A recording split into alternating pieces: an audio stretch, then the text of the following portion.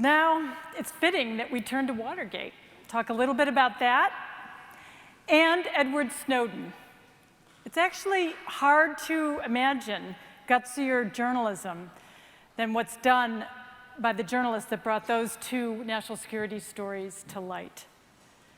And in both cases, the stories around them were honored by the Public Service Pulitzer.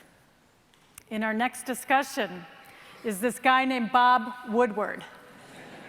He launched thousands of journalists after people saw Robert Redford play him in the movie.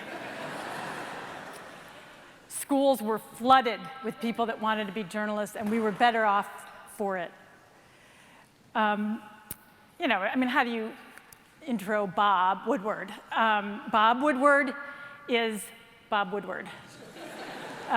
But because we are taping this, and in the future, students in years to come and other people will be watching it, I'm going to explain a little bit about him. Along with Carl Bernstein, Bob led the Watergate Post coverage, Washington Post Watergate coverage that won the Pulitzer Prize in 1973. And he was a central player in the Post coverage of 9/11 that also won the 2002 Pulitzer for National Reporting. Bob Woodward has written 15 books. He basically has known everything about everything in the presidency since Watergate, and he writes about them. And he's still at the Post. When he walks through the newsroom, there's a lot of the younger reporters that just start whispering, "Bob is around." He goes into meetings and he's still excited about this campaign, excited in the way that he wants to know what's happening. And so Bob is going to be in conversation with Laura Poitras. She's a journalist, documentary filmmaker, and artist. Her NSA reporting was central to the 2014 Pulitzer Prize for Public Service that was shared by The Guardian and The Washington Post. And her film, Citizen 4, about Edward Snowden, won the Academy Award for Best Documentary Feature in 2015. So Laura has an Academy Award and a Pulitzer Prize. And Bob and Laura will be in conversation with Dean Baquet, executive editor of the New York Times. Get that? One of the most powerful editors on the planet. When he was a reporter at the Chicago Tribune, he, along with William Gaines and the Nieman Foundation's Anne Marie Lipinski, won the 1988 Pulitzer for investigative reporting for their work on the corruption of Chicago's City Council. So I'll turn it over to Dean, who's going to moderate this amazing discussion and talk, among other things, about the advantages of being an outsider when you're writing about the establishment. Thank you. Thank you. So as I said to Laura and Bob when we were in the green room, we're going to play by presidential election debate rules, which is I'll ask you questions and you can answer whatever question you want. And feel free to ignore mine. I thought you meant that we had to insult someone. Well, you can do that if you want to, too. And do we get to ask you questions? You do. You get to ask me questions, too. But let me start with one. So your backgrounds are obviously dissimilar. But one of the things in common is that you were each, in your own way, outsiders when you broke your big stories. Laura, obviously not attached to any traditional big news organization, and probably regards yourself as much of as an artist, as a journalist. And Bob, who it's hard to remember this then, probably was too low-ranking a reporter at the Washington Post at the time of Watergate to have been given the assignment if people knew Watergate was going to become Watergate. So talk a little bit about the perspective you have on the world and on power and covering power as people who were not particularly powerful at the time those stories came out. I'll begin by saying and noting the fact that this is the 15-year anniversary of 9/11, which began my journey of trying to document what's happening and what our response as a nation has been to to 9/11, and that work began before doing the work I've done on Edward Snowden, which began documenting the Iraq War, and to echo Robert's earlier talk, looking at how power is wielded on the powerless. And I felt a strong need to do that in 2003 as the Iraq War was building up. And frankly, the absence of what I felt were the right questions being asked in the media about what's going to be the long-term historical impact of this war, and what does it mean to preemptively invade a country, and what are going to be the reverberations from that. And that was kind of the first step into this journey, and of thinking that we've sort of shifted in the nation of really going down a difficult path where we're sort of crossing lines that we didn't think we'd cross, so authorization of torture, Guantanamo, et cetera, in the Iraq War. So that's kind of where it began. And I made that film and didn't think that I'd be still doing this work now 15 years later, I made that film in 2005 and 2006, and I still am, and it does put me in this outsider perspective in a lot of different ways. As a result of working in Iraq, I was put on a government terrorist watch list. So that definitely put me in an outsider position, but it also strangely... You probably still are. I probably still am. But it also strangely actually was the training I needed to do the NSA story, because this was a story that needed a strong understanding of operational security and encryption, to protect your source in this case. So this is why Snowden reached out to me, because he knew my history of working in Iraq and covering Guantanamo, and then also I was already well into making a film about NSA, and I'd published a short film with the Times about William Binney, another whistleblower. So he knew all those things, and it did create a bit of a conundrum, because I am a documentary filmmaker, and there are many overlaps between what print writers do and documentary filmmakers do in terms of identifying a story, in terms of fact-checking. But then there are things that are very different. And so I don't have an editorial team. I don't have a legal team. I go out and make films. And so it put me in this unusual position for the largest national security leak in history of having to build these sort of coalitions, and which is when Snowden was, we had a long period of correspondence, but once I finally received documents, I had to build coalitions, and I ended up building coalitions with the Post, the Guardian, Der Spiegel, the New York Times, and was able to work in a way that was probably untraditional. And it's not just the outsider status, but as you know, as editor of the New York Times, it's about the culture of the newsroom. Right. And back in '72, when the Watergate burglary occurred, 5 burglars caught in the Democratic headquarters. They were wearing business suits. Now, normally in Washington, the burglars don't wear business suits. They had CIA connections, and it was a police story. And so Carl Bernstein and I, 28, 29, were assigned to work on it. And as Bob Caro was saying, it's about, the question with Watergate was why? Why would they do this? And you follow the money, you follow the power, and it turns out that Watergate wasn't about a burglary, but lots of other things, sabotage, espionage, so Nixon could retain power because he was running for re-election. But the key to it was we were turned loose to work on the story.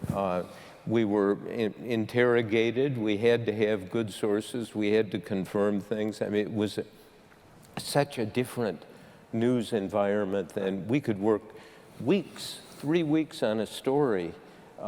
Now, if you have what looks like an incremental advance on a story, somebody wants it on the website by noon. Right.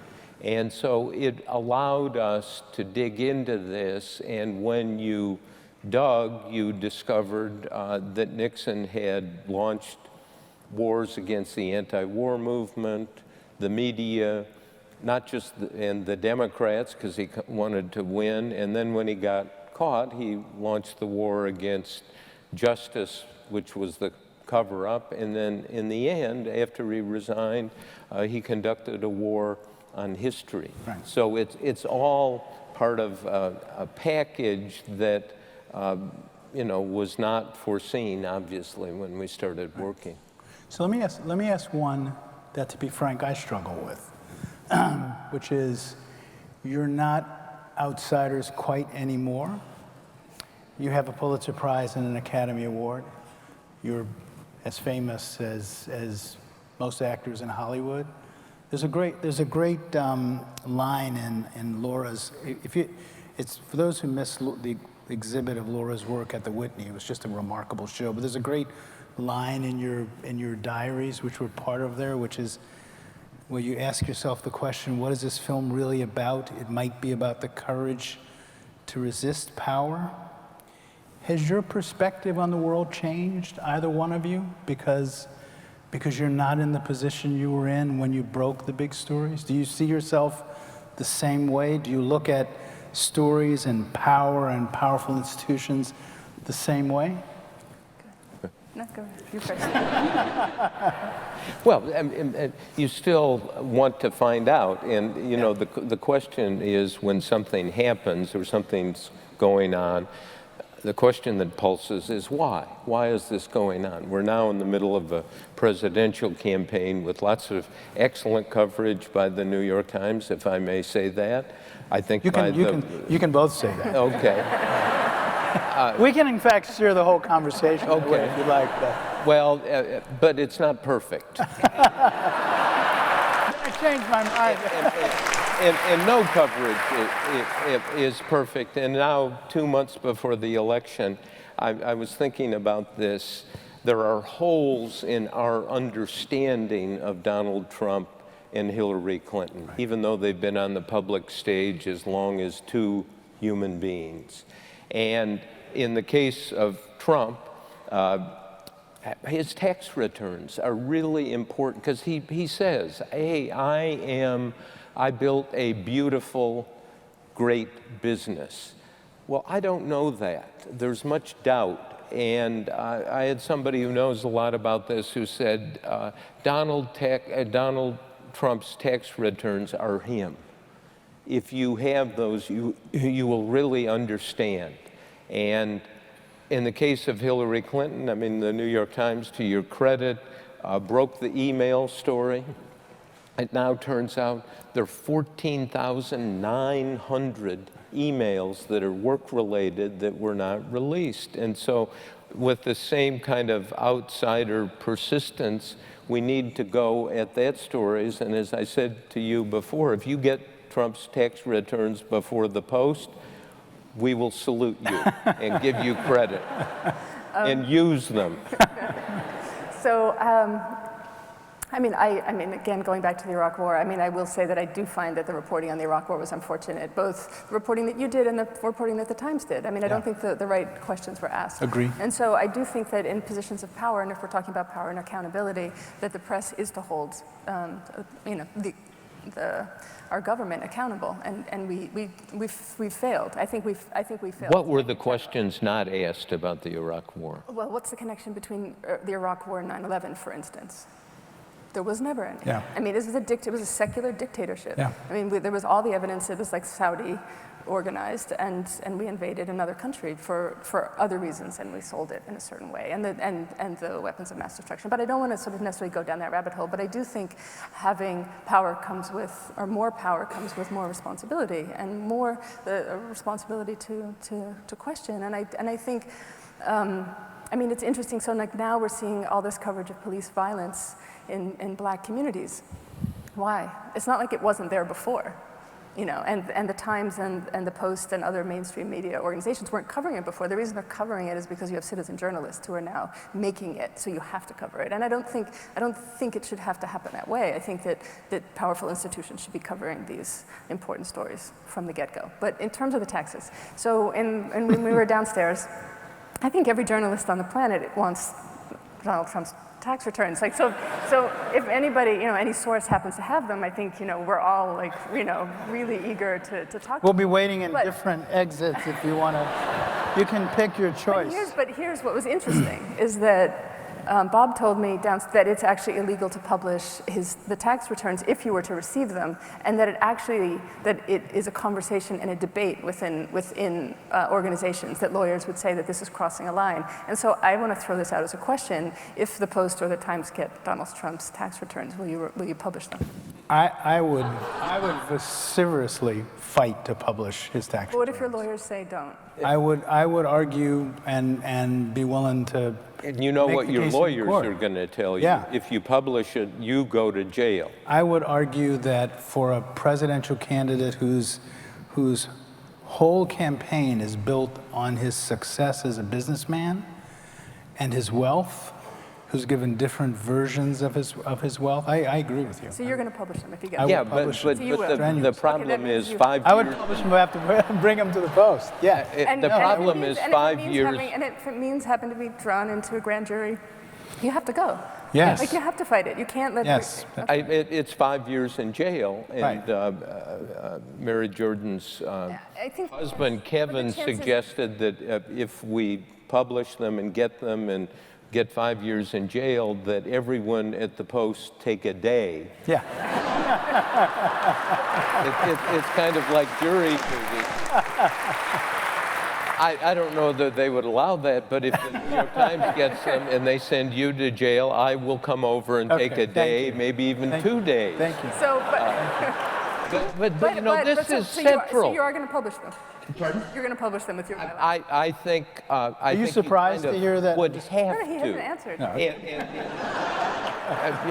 You're right. I mean, the question is, some things you have to do, and Dean's exactly right. This defines Donald Trump. It would be like, suppose a senator was running so for you president, publish them. and they said, I might have to publish them on my Facebook account, but I would publish them. I think Yes. I'm pretty sure you're not going to go to jail if you. Yeah. But you know, that's debatable.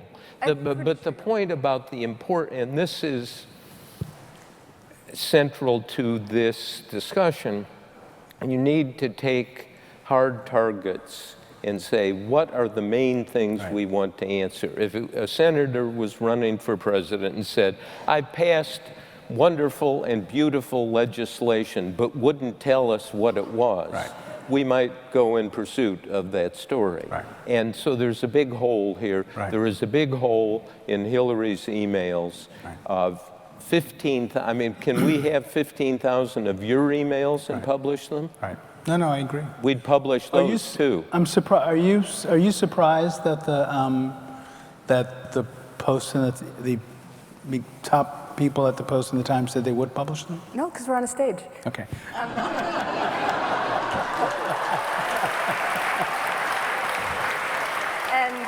And earlier, Bob didn't say that, so he said it was a question. So I think it shouldn't be a question. I think we should absolutely publish it as absolutely public interest. How about Hillary's 15,000 emails? Suppose they're top secret, special access programs, some of them. Sure. I mean, in a case like that, you have to look for what's public interest. Of course, you redact names. I mean, if they're not high officials committing crimes, and et cetera. But so I'm not. I mean, I believe in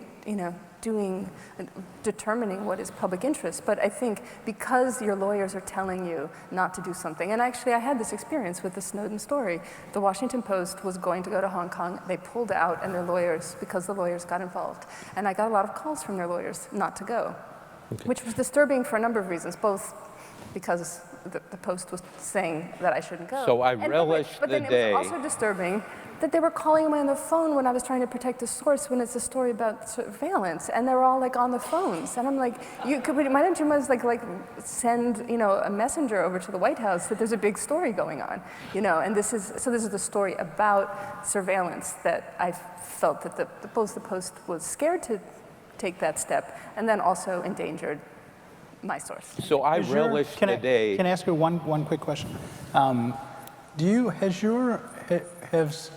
your view of large, we've worked together, I consider you a colleague, is your view of large media organizations, like you have had in the last 2 years, having once been an outsider, now a taste of the Post, the Guardian, the Times, don't worry, I'm not asking you to rank them, but Has your view of them changed? Do you see them now as powerful, impenetrable institutions that make mistakes, or as collections of? How do you see them people, differently? I mean, like the people that you partner with are the people. So I've worked with James Risen and Charlie Savage with the Times, or Glenn Greenwald, or Barton Gellman. And so I think that there are individuals who do reporting that within institutions, and then there are, that I would collaborate with, and people that I wouldn't. But I do think I'd be the first to be thrown under the bus, and I know that. I mean, I experienced it with the Guardian, and with the Post, and because I was the outlier. I mean, I'm the documentary filmmaker on a terrorist watch list. Like, if there is going to be a grand jury and who's going to be brought forward and who's sort of more on the front line, I was the easiest. I wasn't on a contract. I wasn't there. I mean, I think I was doing things that didn't make anyone feel, confident in terms of where their threshold of risk was and where my threshold was. And I wasn't going to back down. I interrupted you, Bob. I'm sorry. Well, no, I was just going to say, I relish the day the New York Times runs a headline, "Outsider Woodward goes to jail for publishing Trump tax return." Yeah. Do you I'll make a film about it. Pardon? I'll make a film about it. It would be a great film. It would be a great film. I think it was a great film. Can I ask a question for Bob? We talked briefly in the green room about how, so in the era of Watergate, when the Post first started publishing the stories, in fact, a lot of the mainstream press, including the New York Times, either didn't buy them, didn't chase them, hoped they went away, but something's usually different that would work to your advantage and your disadvantage today. What's usually different is that there would be a chorus of institutions that would push everybody else to pay attention. I mean, I'm imagining Watergate unfolding today, and if I chose to ignore it, whether it was The Intercept, from The Intercept to Salon, would beat me up for doing it, rightly, obviously. On the other hand, the chorus of critics that would have gone after you would also have been. So play Watergate out today as this sort of great story of power and how it would have been different today. Obviously, we don't know, but in a sense, running that story and publishing it was about editing, and Carl and I, we did the reporting, some of it. We made mistakes, as is well known, and it's the editors who drove this, and I am convinced, I mean, and this is your point, really, the editors who say, okay, we're going to do that story, make a difference. If I can tell quickly, they made a movie out of All the President's Men, the coverage of Watergate. And this was now 1974, 75, after Nixon had resigned. And Alan Pakula was the director, and Robert Redford and Dustin Hoffman, they were meeting and saying, who do we get to play Ben Bradley, the editor of the Washington Post? And they knew Jason Robards, and that he had an eerie similarity to Bradley, and so they approached him, and this was at a low point in Jason Robards' life. He had a drinking problem, he'd been in an accident. They called him in, gave him the script, and said, we'll pay you $50,000 to pay Bradley. Robards, $50,000, wow, a lot of money then, a lot of money for him at that point in his career. Give it to me, went home and read the script and came back and said, I can't play Bradley. And I said, what do you mean? He said, I read the script. Well, what's wrong with the script? He said, well, all Bradley does is run around and say, where's the fucking story? And they said to him, that's the job of the executive editor. That's what I do. And all you have to do is find 15 different ways to say, where's the fucking story? Is that an accurate? There aren't 15, by the way, there are 22. I've got them all. Okay. But and it is about being skeptical and doubtful and preserving that outsider status for reporters, but also being a governor on them. And that's what makes the difference. Agree. So it's the anniversary of September 11th. So let me ask another question that I struggle with as an editor and a journalist. I would argue that in the post 9/11 era has been one of the most remarkable transformations of power in the United States that we've ever seen. I mean, just to give people just a taste of it, when I was a reporter spending a lot of time in Washington and New York in the late 90s, the CIA was considered a backwater beat. It was a place for adventure stories. It was not the place, and nobody wrote about the NSA, or very, very few people wrote deeply. Nobody wrote deeply about the NSA. I don't remember when Bamford's book came out. But if you were to try to capture how power in the country has changed from the creation of Homeland Security to the remarkable increase in the power of the president, to even the tensions that we see in the elections today, I think it's one of the greatest, I don't know what the word is because it's not a turnover of power, but a transformation of power that we've ever seen. Will history say, and not just journalists, that journalists, writers, artists, novelists, writers of fiction, captured this moment? Or is this one of those moments where a Robert Caro, who's now 5 years old someplace, is going to come back and pull together this remarkable story of the transformation of power? I mean, I don't think we've captured it. I mean, you compare the repercussions and the accountability as a result of the Watergate reporting and what we've had in this post 9/11 era, if that's authorization of torture, domestic surveillance. I mean, these are much worse crimes than Watergate, right? These are really, I mean, this is like the violation of the Constitution. That's unfortunately not true. I mean, so no one's gone to jail. But there's been where's the hearing on torture, on the authorization of torture? Like, how has that not happened? Okay, I think those are important stories. I mean, we have people who've been held at Guantanamo haven't been charged since 2002. Yeah. And we're about to, and it's been institutionalized now because we have another president's come in. So I think the lack of accountability is terrifying, and I do think that. But I think you're focusing. Those are important stories, indeed. But the really important stories are going to war.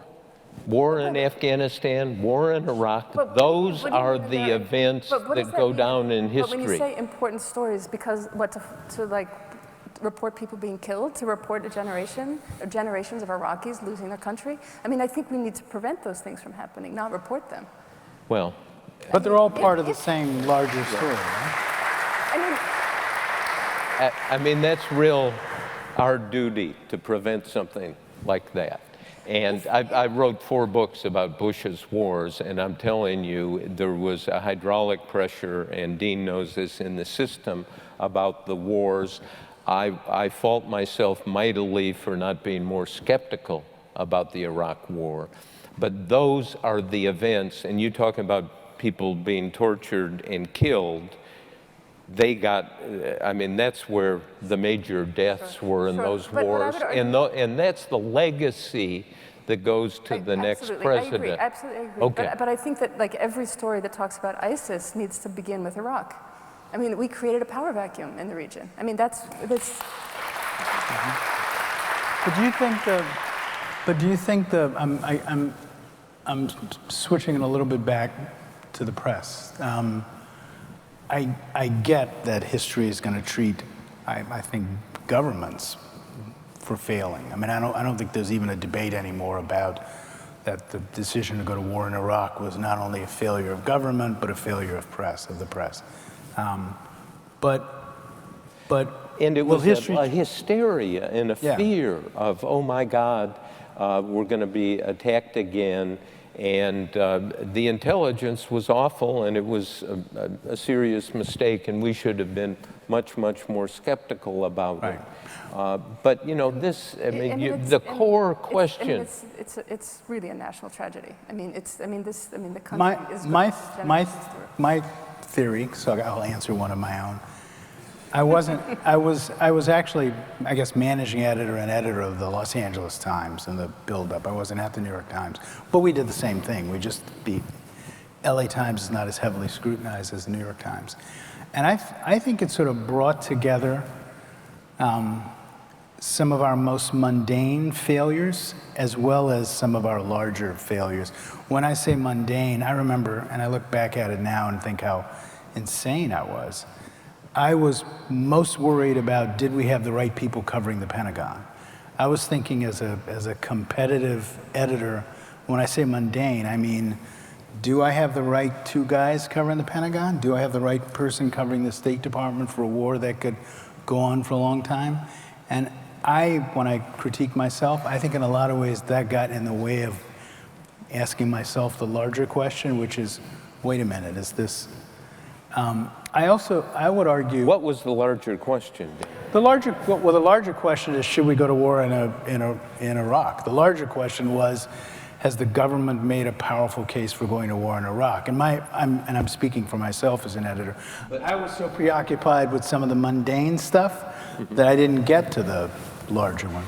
But you're on to something with your big question, and that is about concentration of power. There's more and more concentration of power, particularly in the presidency. Remember during the George W. Bush presidency, talking to a bunch of academics, and I said, you know, the president can, as commander-in-chief, can employ the force as he wants. No.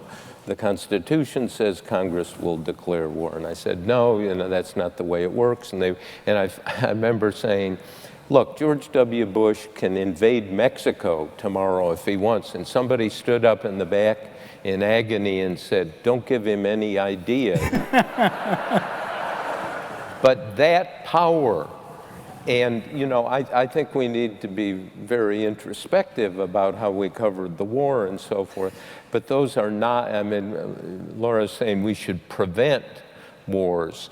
I don't know that that's a power we have.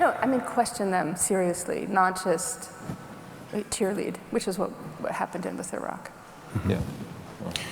Let me switch a little bit away from the war. And again, feel free to interrupt at all. Are there, and I was thinking of the Catholic Church in Spotlight, which was a series of very powerful, important stories about another kind of powerful institution. Are there powerful institutions that we don't take on enough? We've talked about government, we've talked about surveillance. I think but are there others? Do we grapple with big business enough? Do we take on, foreign government? They get to answer. Do we take on foreign governments enough? When I say we, the collective we of, and by the way, I'm not just talking about the Post, the New York Times. I'm also talking about everything from The Intercept to the whole world of journalism. What do you all think? So what's on your target list? That's what I'm asking. What's on your list of things we don't do? You answer first. Let me think about it. I think any concentration of power, I think the presidency we cover, but what's happened, the message managers are so powerful, particularly in the White House now. You call the White House and say, I'd like to talk to somebody about X, and they say, oh, why is that a story? And they want to discourage you and talk you down. It is a giant problem, and I remember talking to Al Gore after he'd left the vice presidency, and I said, how much do we know about what really goes on in the Clinton White House for 8 years when you were vice president? What percentage of what's of consequence do we know about? And he said, 1%. Come on, I said, suppose you wrote a tell-all memoir then what would it be? And he said 2%. and now he's exaggerating, but I think every time you peel one of these things, you find there are consequential things we do not know about. Right. What do you think we don't? I mean, in general, I wish there was more journalism that was doing the deep dive work and not just doing the sort of news cycle, the 24-hour news cycle. I mean, a story that emerged recently is the Peter Thiel's takedown of Gawker, which I think is pretty scary, right? That you have, billionaires who are financing legal cases to sort of take down, media companies is pretty frightening. And I was actually going to say business. That I think, in fact, if I actually have a theory now that I'll offer up and see if you all buy it. For all of our flaws in writing about large surveillance, the CIA, the NSA, which we can debate forever, I would argue we, the collective we, is better at that than we've ever been. I mean, we've gone from a wasteland 30, 40 years ago of one or two books, to a world where it's important in big news organizations like the Post and the New York Times. There are outsider organizations that make it their business to write about government and surveillance. There's just a lot of stuff. You can make the case that it's not enough, but there's a lot of stuff. I would argue there's not as much stuff about business because business pushes back really, really hard. Do you buy that? yeah, I think that's true. Yeah, but I think there are things like at the Times, you have Gretchen Morgenstern, Right. who writes a column every Sunday Right. in the business section that is a populist cry from the heart. Right. Where she says, look at this business that's screwing you over, look at this business that is not telling you. And so I think there are a lot of things that, what I really worry about is there's security issues we don't know about. There are things about the economy, and I wrote a book once about the Federal Reserve and followed the Federal Reserve. I think it's an institution that's going through a nervous breakdown right now.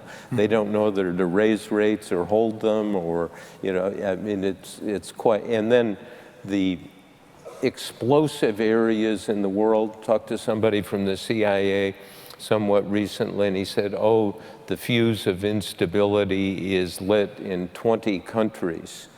And, well, that's a lot. I asked somebody else, and they said that they thought 20 was a low number.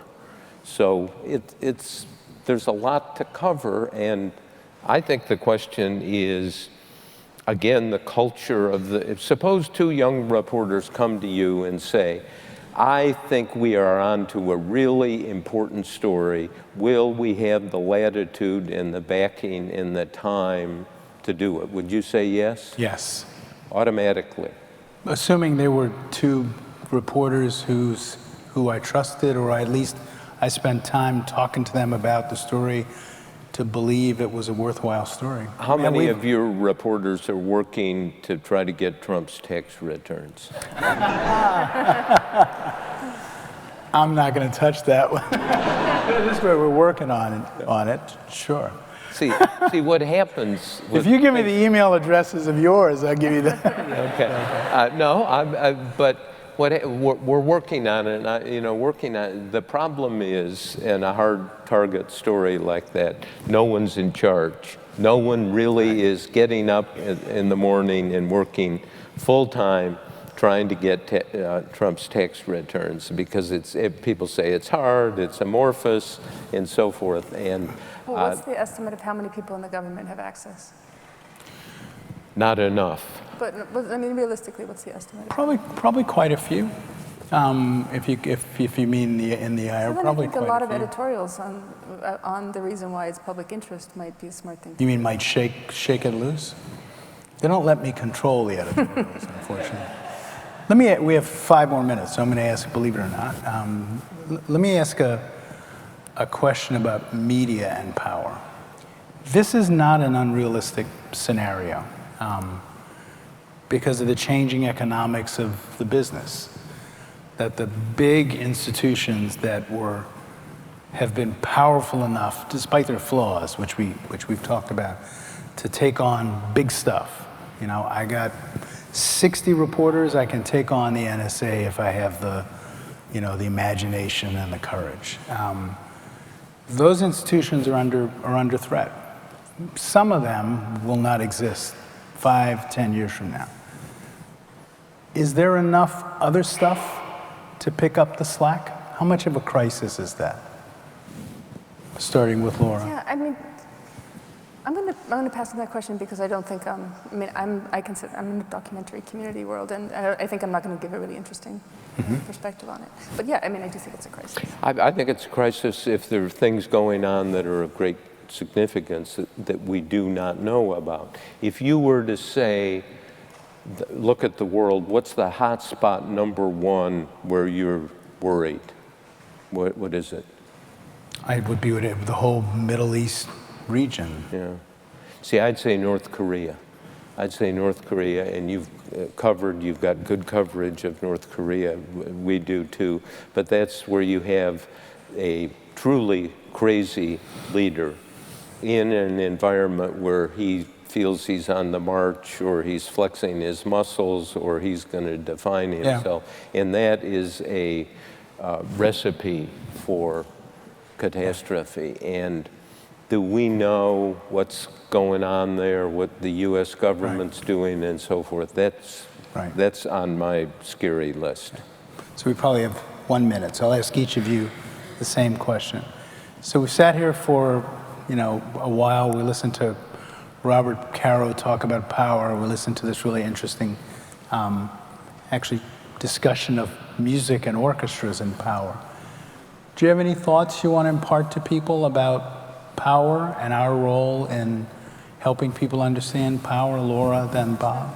I think, we're sitting here, this is to commemorate people who've won awards for their work in journalism and arts, and what I think that we maybe miss sometimes when we're thinking, particularly in the realm of journalism, is the importance of making the right decision when it's a hard decision to make, and that making a decision that's grounded morally and that's a courageous decision. And I think that that's been one of the, so that as we think about what's going to come next, if that means, Donald Trump's tax returns and maybe going to prison for 5 years, you make the right decision. And so I think that's what I would say. Close. Bob?